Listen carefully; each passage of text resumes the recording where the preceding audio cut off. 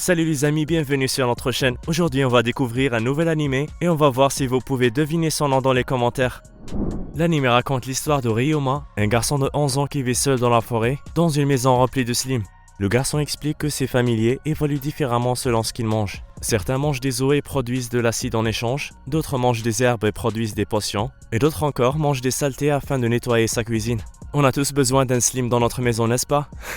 Après cela, il sort se promener et rencontre un groupe de personnes entourant un homme blessé. Il leur offre une potion de guérison artisanale pour soulager l'homme, puis il les invite chez lui pour qu'il se repose. En entrant dans sa maison, il se demande ce qu'un gamin comme lui fait seul dans la forêt. Au bout d'un moment, il se présente et s'avère que c'est une femme médicale, puis il interroge le garçon sur son identité. Il révèle que ses parents sont morts il y a 3 ans et qu'avant ça, ils lui ont appris à survivre seul, et comme les villageois ne l'aiment pas, il préfère vivre seul. L'un de la famille ducale lui demande de toucher une boule de cristal qui lui permettra de connaître ses aptitudes au combat. Mais ils sont choqués d'apprendre qu'il n'en a aucune, et ils se demandent comment il a pu survivre toutes ces années seul dans la forêt.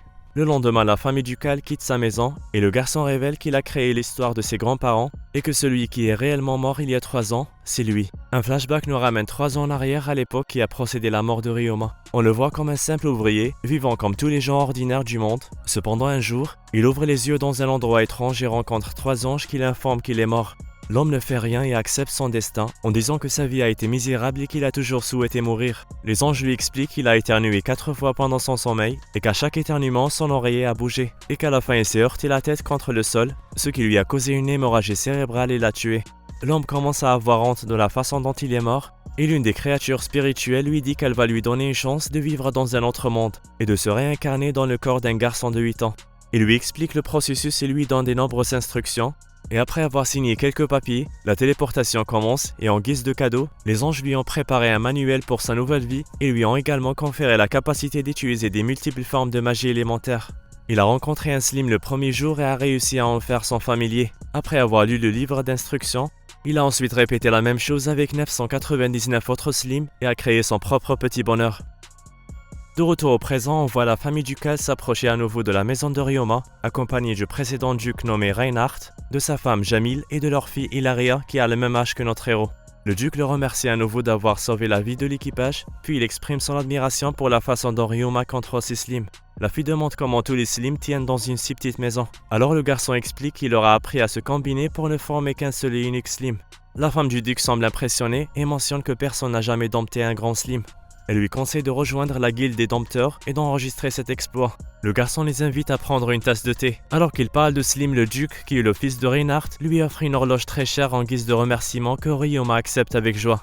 Ils disent qu'ils sont venus pour parler d'une autre chose importante. Hilaria explique que sa famille est une famille de dompteurs, qu'elle veut absolument dompter son premier familier et qu'elle a besoin de son aide pour obtenir un Slim. Le garçon commence par lui apprendre des choses essentielles qu'elle doit savoir sur ces créatures, puis lui indique 2 espèces de slimes et lui révèle qu'elles ne sont pas mentionnées dans aucun livre. L'un d'entre eux aide à nettoyer et désodoriser l'air, et l'autre est spécialisé en nettoyage et peut nettoyer n'importe quel type de saleté, et pour prouver son affirmation, il sort un morceau de tissu de gobelin qui est considéré comme la saleté la plus difficile à nettoyer au monde. Il le donne au slim et il le nettoie rapidement et enlève toutes les taches, la chose qui surprend les servantes. La jeune fille a pris sa décision et elle est déterminée à en avoir un. Mais le garçon révèle que l'attraper n'est pas aussi facile que l'on pense. Mais la jeune fille le veut tellement, et en effet à la fin de la journée, elle a réussi à faire équipe avec un familier et elle est extrêmement heureuse. La famille ducale demande à Ryoma s'il veut vivre avec eux au château, mais il refuse. Il l'invite alors à partir en voyage avec eux dans une nouvelle ville appelée Gimul. Le garçon hésite, mais Hilaria le convainc de faire ce pas et d'explorer le monde. Jamil et les autres sont ravis et l'aident à préparer ses affaires, mais il les surprend en lançant une boîte à objets, ce que seuls les magiciens de premier rang peuvent faire. La femme du duc est également magicienne et impressionnée par ce garçon. Il lui propose son aide en cas où il voudrait apprendre quelque chose sur la magie. Plus tard dans la nuit, on voit le garçon en train de tout mettre dans la boîte à objets. Le lendemain matin, il ferme sa maison et prend une nouvelle direction sans savoir ce qu'il attend dans le futur. En chemin, le garçon révèle à la famille ducale qu'il a la capacité d'utiliser tous les éléments de magie, comme le feu et l'eau. Il avoue également qu'il est doué pour la chimie, ce qui surprend Reinhardt, qui déclare que la chimie est un domaine rare et que les alchimistes sont très discrets et ont toujours une image sinistre associée à eux. Et pour les choquer encore plus, il déclare qu'il est doué pour enlever les poisons dans les sels gemmes afin de les rendre comestibles. Le soir, le garçon remarque à quel point ses slimes sont heureux et se sent reconnaissant d'avoir pris cette décision. Le lendemain matin, alors qu'ils avancent vers leur destination, ils sont arrêtés par un glissement de terre et la meilleure chose qu'ils puissent faire est de faire un détour qui leur coûtera 3 jours supplémentaires. L'un des gardes révèle que les voleurs sont fréquents dans cette partie de la forêt. Ryoma s'aperçoit du problème et sort de son chariot pour les aider à éliminer les rochers. Il enseigne aux gardes comment combiner deux ou plusieurs sorts magiques, et avec l'aide de ses slimes, ils parviennent à créer un nouveau chemin. Quelques jours plus tard, il arrive à destination, la première ville que Ryoma visite depuis son arrivée dans ce monde, une ville connue sous le nom de la ville minière. Et malgré son nom, la productivité des mines n'est pas aussi impressionnante que son nom l'indique, et c'est ce qui a amené le duc Reinhardt à s'y rendre pour y faire quelques investissements. Notre garçon se rend à l'église avec la famille ducale car il a besoin de se faire livrer un objet appelé tableau d'état, qui permet d'afficher les statistiques d'une personne et qui fonctionne comme une forme d'identification dans ce monde. À l'église, une gentille fille les accueille et emmène le garçon dans une autre pièce où il place son tableau d'état sur un piédestal et lui ordonne de toucher le cristal afin de compléter le baptême. En touchant le cristal, il est transporté dans le même espace étrange où il rencontre à nouveau les trois anges. Il croit d'abord qu'il est à nouveau décédé, mais les anges lui expliquent qu'il respire encore et qu'ils ont simplement extrait temporairement sa conscience de son monde pour communiquer avec lui.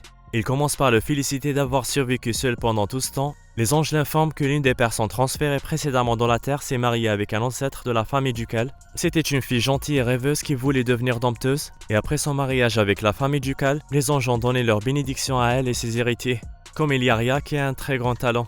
Après une longue conversation, il le renvoie dans son monde.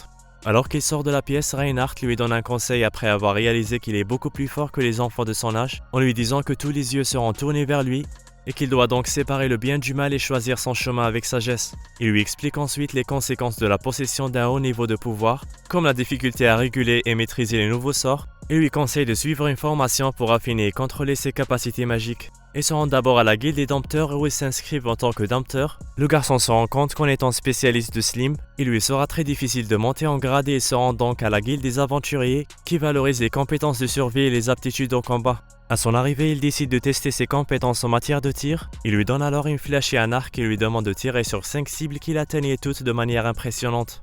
Le maître de la guilde des aventuriers Worgan décide d'élever le test à un autre niveau et lui demande d'atteindre 50 cibles en mouvement. Le garçon les surprend à nouveau par son incroyable rapidité et réussit à atteindre toutes les cibles sans manquer une seule flèche.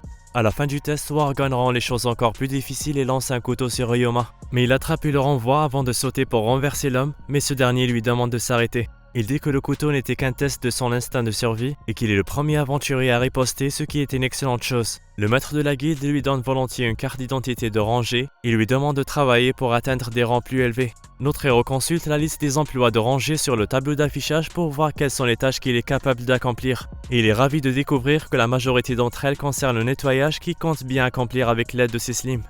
Notre héros commence sa mission et visite la première maison qu'il doit nettoyer. Il comprend qu'un tas d'ordures s'est écrasé dans la cave et que la propriétaire le supplie en larmes de l'aider, car personne n'a voulu prendre le travail à cause du volume des ordures. Cependant, les slims semblent très excités pour leur première mission et ils sautent pour donner un coup de main et avaler toutes les saletés. En fin de compte, ils bouchent le trou en l'espace d'une demi-journée, ce qui impressionne le propriétaire qui, en guise de remerciement, décide d'augmenter sa paye. Alors qu'il est sur le point de signer les documents nécessaires pour confirmer l'achèvement du travail, le maître de la guilde l'appelle au bureau où il le félicite pour la réussite de la mission qu'il a accomplie, puis lui donne une autre tâche à accomplir qui consiste à nettoyer les toilettes communes. Le maître explique que le gouvernement a refusé d'allouer des fonds pour le nettoyage en raison de la situation économique actuelle, et comme cette tâche a été confiée aux habitants des bidonvilles, le gouvernement leur a coupé leur salaire en invoquant des raisons peu convaincantes. Le garçon accepte de faire le travail, mais il veut aussi exposer le problème au duc. Monsieur Reinhardt est choqué d'apprendre cela et comme il présente le gouvernement, il n'avait aucune idée que les habitants des bidonvilles avaient été licenciés et il commence à penser qu'il s'agit d'un détournement de fonds. La famille ducale est désolée et promet de se pencher sur la question et de réagir dès que possible. Le garçon se dirige aux toilettes communes où il commence le nettoyage et après avoir terminé une cuvette, il remarque que les slims ont développé une autre compétence liée au miasme. Inquiet de cette évolution, il se rend rapidement à la guilde pour l'informer de la situation.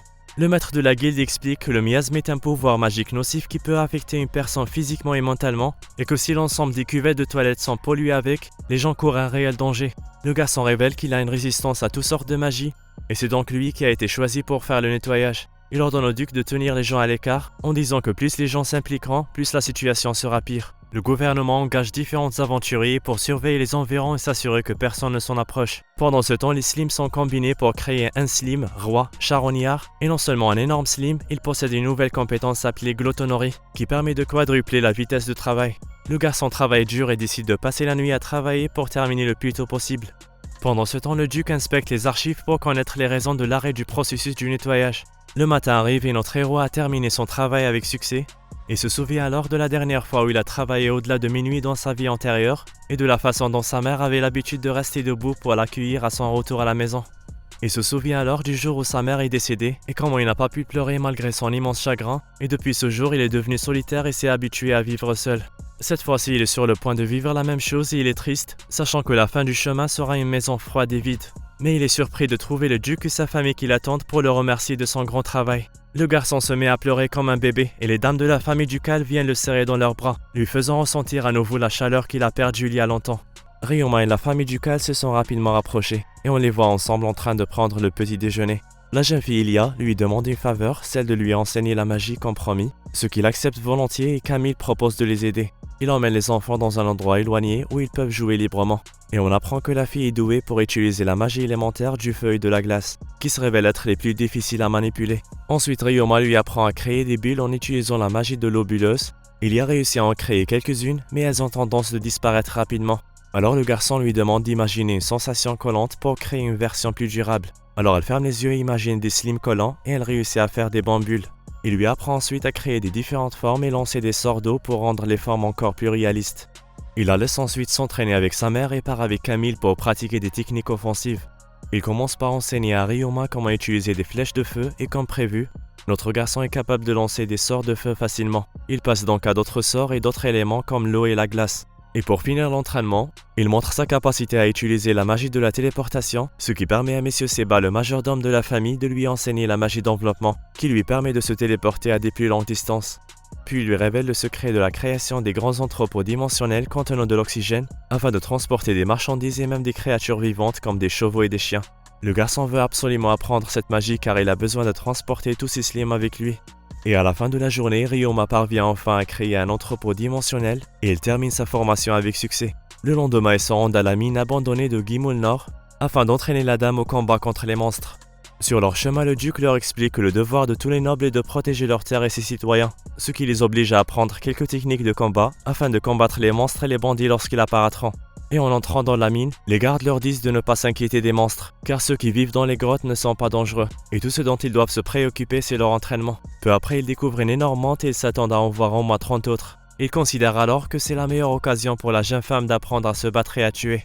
Le gros insecte commence à marcher vers elle, alors elle utilise des flèches de glace, mais elle échoue et le rend furieux et commence à courir. Mais avant qu'il ne l'attaque, elle utilise une autre flèche de glace et l'abat facilement.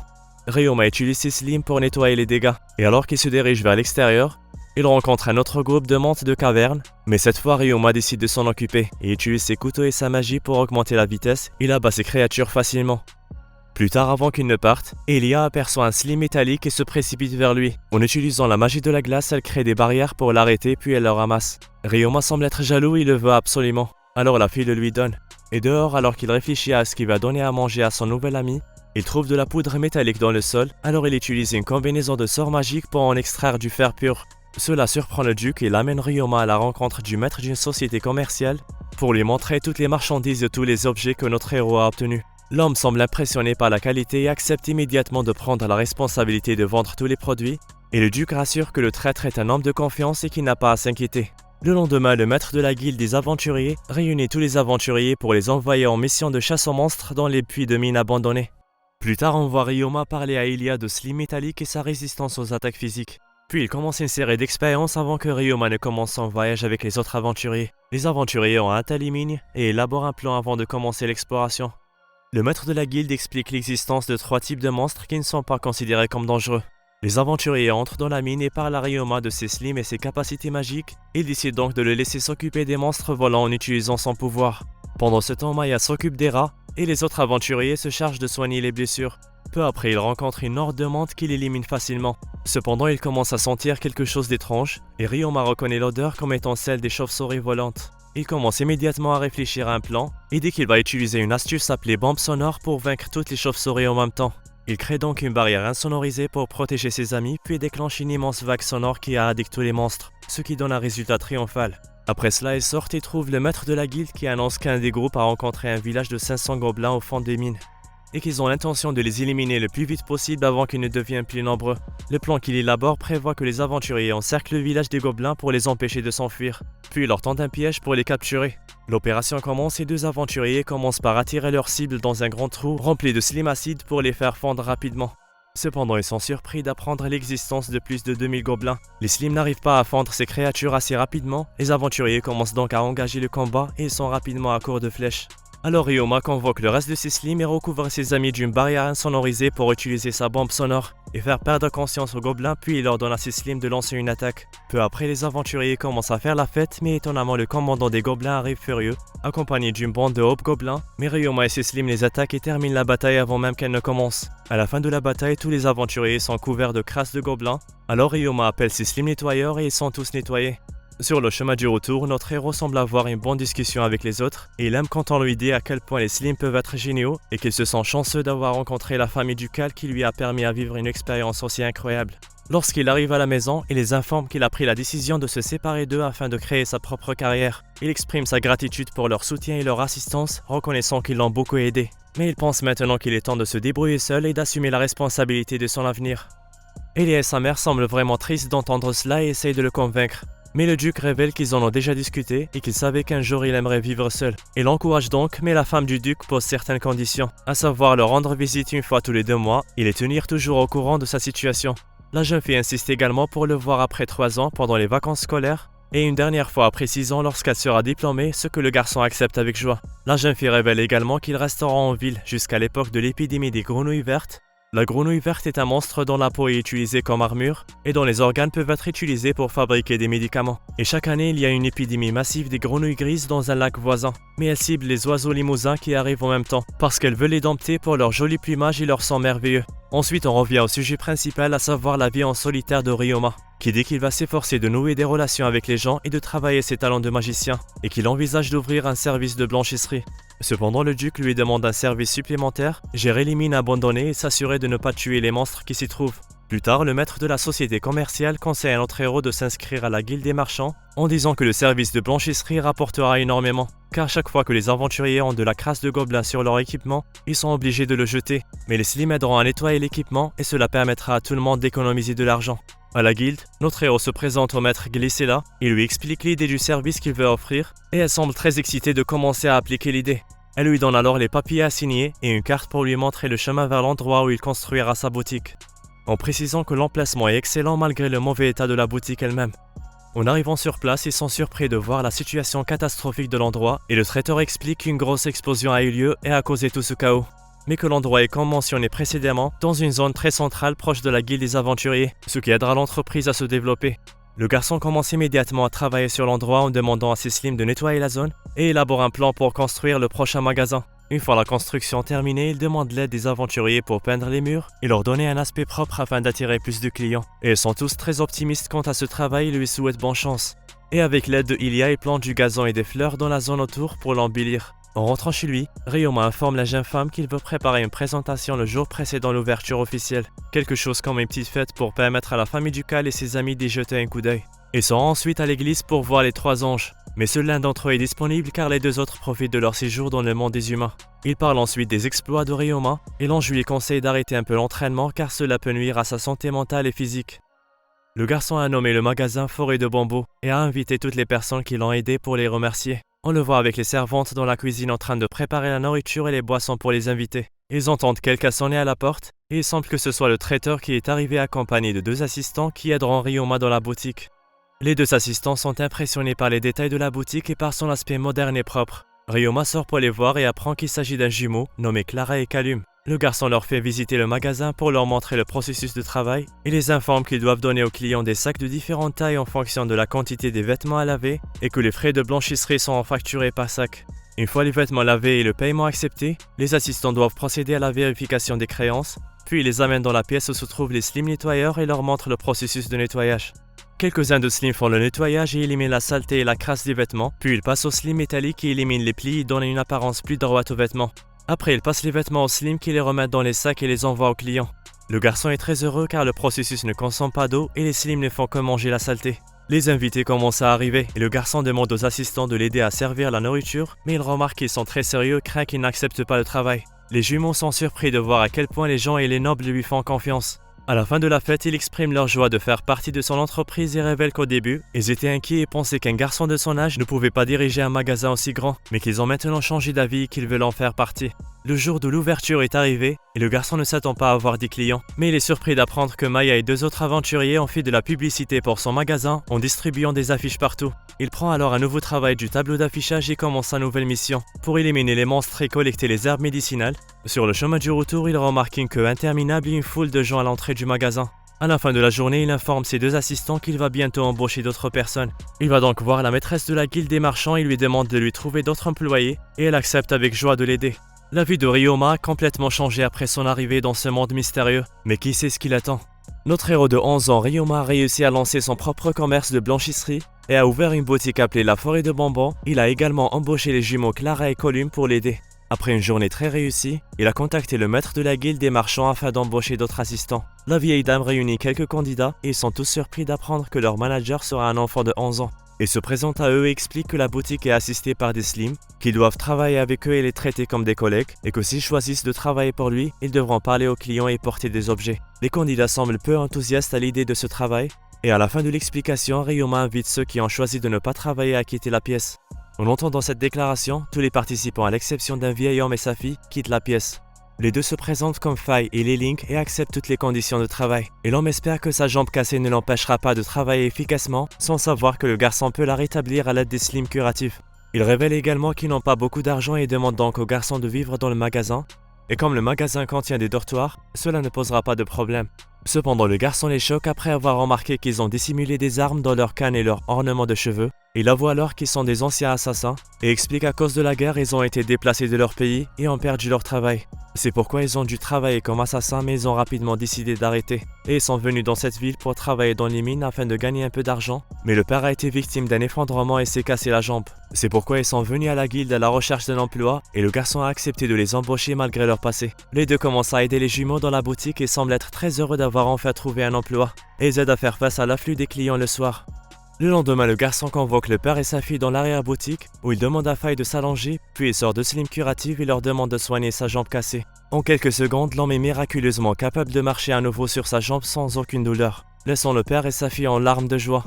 De retour au magasin, les jumeaux sont très heureux de révéler qu'ils ont fait une fortune avec le travail de cette journée. Et ils expriment leur conviction que le magasin continuera à prospérer si les habitants d'autres villes en entendent parler, et qu'ils feront plus de ventes et que l'entreprise se développera. Le lendemain aussi, on voit une longue file d'attente de clients et Ryoma se rend compte qu'il a besoin de plus d'employés et d'un cuisinier pour les aider à préparer le déjeuner pour les employés. Le garçon se rend à nouveau à la guilde des marchands et dit au maître qu'il a besoin de 3 employés supplémentaires et d'un cuisinier. Le lendemain, la dame appelle Ryoma pour lui présenter les candidats qu'elle a choisis pour le travail, puis elle lui suggère d'ouvrir d'autres points de vente dans différentes villes et il lui promet d'y réfléchir. Une semaine après l'ouverture, tous les clients semblent très satisfaits car le travail est parfaitement fait et la famille ducale est très heureuse et fière de lui. Le lendemain, Ryoma rend visite au marchand qui lui demande à propos du travail au magasin, puis il suggère une autre affaire qui est de produire des lingots et des cordes slim collantes en plus de tissu imperméable. Il évoque à nouveau la saison de propagation de grenouilles, en disant que le tissu imperméable aidera les aventuriers à chasser ces grenouilles afin d'utiliser leurs organes et leur cuir pour fabriquer des bons médicaments. Et le garçon valide d'augmenter la production de ce tissu. Plus tard, on voit le garçon donner du métal à un slim ordinaire pour voir s'il va se transformer en slim métallique. Il sort ensuite avec Ilia dans une mine abandonnée pour montrer à la jeune fille comment les slims fabriquent le tissu. Et là, sort son violon et exprime son intention de commencer à s'entraîner avant la saison de propagation de grenouilles. Et comme on l'a mentionné dans la vidéo précédente, les magnifiques oiseaux de l'Imour vont voler dans le ciel et jouer de la musique est le seul moyen de les dompter. Le garçon retourne au travail pendant que la jeune fille joue une très belle chanson, ce qui rend les slims très à l'aise et heureux. Pour la soutenir, il utilise la magie pour créer une poupée pour elle et pour le reste de la famille ducale. Le lendemain, le garçon se rend au magasin et constate que le travail se déroule bien grâce à l'intégration des employés supplémentaires. Il décide donc de retourner aux mines et de poursuivre la production de tissus imperméables. On le voit s'amuser avec les slims et avant de retourner à la forêt de bambou, il remarque que le slim ordinaire a évolué pour devenir un slim de fer au lieu d'un slim de métal. Au magasin, les vendeurs le surprennent en révélant que les ventes ont triplé et qu'un mot s'est répandu à propos de leur magasin, faisant venir des gens d'autres villes à la recherche de leurs services. Le garçon est tellement heureux de voir son entreprise prospérer et se développer, mais il se souvient qu'il n'a jamais pensé à donner un jour férié à ses employés, et il s'empresse à s'excuser auprès d'eux, ce qui les fait pleurer car ils ont souffert d'harcèlement sexuel et d'exploitation des employés. Ryoma leur dit que son magasin fonctionnera de manière propre et que tous les employés seront heureux. Le lendemain, Ryoma se rend à la guilde des aventuriers afin de trouver un travail pour combler les creux de son emploi du temps. Et il apprend l'existence d'un groupe d'aventuriers venant hors de la ville, appelé Pyre of Psychum, qui affirme avoir capturé un type de slim unique en son genre. Ils ont essayé de le vendre à la guilde des dompteurs mais ils ont été refusés. Et c'est donc l'occasion pour lui de dompter un autre slim. Il se rend immédiatement au siège de la guilde et rencontre son leader, Shin, qui est tellement triste de voir que les slims sont si négligés. Cependant, le garçon leur propose de l'acheter pour un très bon prix et comme ils ont besoin d'argent, il leur parle de la saison des grenouilles et les informe que ça sera une excellente occasion pour eux de chasser et de vendre les grenouilles. Ils se rend ensuite dans les mines où il parvient à passer un contrat de domptage avec le nouveau slim rouge et se rend compte qu'il se nourrit de sang, ce qui est très utile pour manger les bêtes et les monstres. Le soir, Ilia l'invite à rejoindre son cours de magie de domptage. Le lendemain, on les voit se rendre dans une zone abandonnée où la jeune fille pourra utiliser sa magie librement.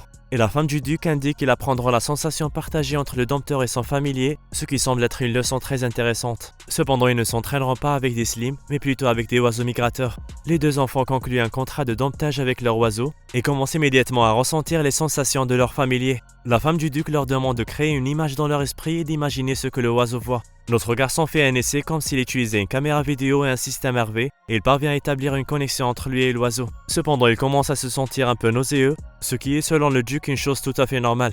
Et plus tard, pendant la pause, on apprend que la femme du duc est une très bonne dompteuse. Elle explique alors que le Fenrir est une bête divine qui est en fait un monstre ressemblant à un loup qui peut utiliser la magie de la glace, mais qui est considéré comme un monstre très puissant.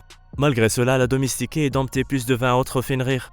Par ailleurs, elle a pu dompter 100 autres monstres dangereux, ce qui fait d'elle l'une des dompteuses les plus douées de l'époque. Le duc Reinhardt n'a que 20 familiers, mais ils sont de type dragon, ce qui le rend encore plus impressionnant. Mais il reste modeste et attribue son succès à un coup de chance. Et le duc révèle que plus le familier devient puissant, plus il devient difficile de trouver un endroit où vivre. C'est pourquoi la dame a envoyé tous ses Fenrir à la montagne, où ils travaillent pour protéger des herbes médicinales des braconniers. Quelques jours ont passé et les enfants font des grands progrès dans la fabrication des tissus, l'apprentissage de la musique et bien sûr la pratique de la magie de domptage. La saison des épidémies est enfin arrivée et les aventuriers sont impatients de se faire de l'argent. On voit le garçon s'entraîner à la guitare dans sa chambre car il ne veut pas rater l'occasion de dompter un oiseau limour. Enfin, le jour de domptage est arrivé et on voit les enfants accompagnés de Camille et de la famille ducale en chemin vers le lac où ils pourront voir les magnifiques oiseaux. Ils tombent soudainement sur la fête de Pyre of Psychum qui le remercie encore une fois de les avoir aidés en achetant le slim et en leur montrant comment gagner de l'argent en vendant les grenouilles. Plus tard, nos héros parviennent à voir les magnifiques oiseaux de Limour qui volent dans le ciel et tombent en flèche pour attraper les grenouilles du lac, tandis que les aventuriers essaient d'en attraper autant qu'ils peuvent. De l'autre côté de la rivière, quelqu'un essaye de dompter un oiseau Limour, mais sa tentative échoue car le oiseau ne réagit pas à son jeu de flûte. Furieux, l'homme sort son épée et essaye d'en attraper un, mais s'avère que les oiseaux peuvent utiliser la magie du vent et il attaque à leur tour. La femme du duc explique que les oiseaux de Limour sont doux, mais ne sont pas des monstres faibles et que si quelqu'un les sous-estime et tente de les attaquer, ils résisteront et pourront même le blesser. L'homme tente d'éviter l'attaque des oiseaux et court vers la famille ducale, mais les oiseaux le suivent et alors qu'ils sont sur le point de le renverser, le duc intervient et crée une barrière pour le protéger. Cependant, l'un des oiseaux émet un son très fort qui affecte toutes les personnes sauf Ryoma, qui semble avoir une résistance mentale à la douleur. Il localise donc l'oiseau et le recouvre d'une sphère insonorisée, puis il dirige la horde dans une autre direction. Reinhardt se réveille du choc et explique à Ryoma que le oiseau qui a fait ce bruit est une espèce rare aperçue une fois tous les 10 ans au plus, et qu'il peut utiliser la magie noire pour créer la peur, des hallucinations et qu'il peut assommer une personne avec facilité. Et maintenant qu'ils ont quitté le lac, la famille ducale et les enfants doivent attendre leur retour. La jeune fille attendait avec impatience de voir les oiseaux Limour et de conclure un contrat avec eux, mais ses espoirs commencent à se dissiper au fur et à mesure que le soleil se couche. Alors elle dit à Ryoma qu'elle va bientôt partir à l'école et qu'ils ne se verront pas pendant longtemps. Alors elle lui fait promettre d'écrire pour elle, et soudain la horde réapparaît, et l'oiseau spécial se méfie de Ryoma. Elia sort son violon et commence à jouer une belle mélodie espérant plaire aux oiseaux. Le coucher de soleil et sa musique forment une très belle combinaison qui fait chanter les oiseaux avec elle, et 9 d'entre eux acceptent de conclure un contrat de domptage avec elle. Cela motive Ryoma à essayer, il prend donc sa guitare, ferme les yeux, respire profondément et commence à jouer. La chanson et l'instrument sont quelque chose d'étrange pour les gens de ce monde et ils semblent tous l'aimer. Les oiseaux aussi semblent aimer la mélodie et ils commencent à chanter avec lui. À la fin, le garçon a réussi à attirer le oiseau rare connu sous le nom de oiseau Limour Cauchemar qui a émis un son aigu plus tôt. Alors Elia lui demande de se dépêcher de faire les contrats de domptage avec les oiseaux qu'il a attrapés. La famille ducale et les aventuriers sont très heureux pour les enfants, et soudain Elia déclare que l'un de ces oiseaux familiers est également une espèce rare connue sous le nom de oiseau Limour Fantôme, et qu'il peut lancer des sorts de lumière et non d'obscurité, ce qui le rend encore plus rare que le oiseau Limour Cauchemar.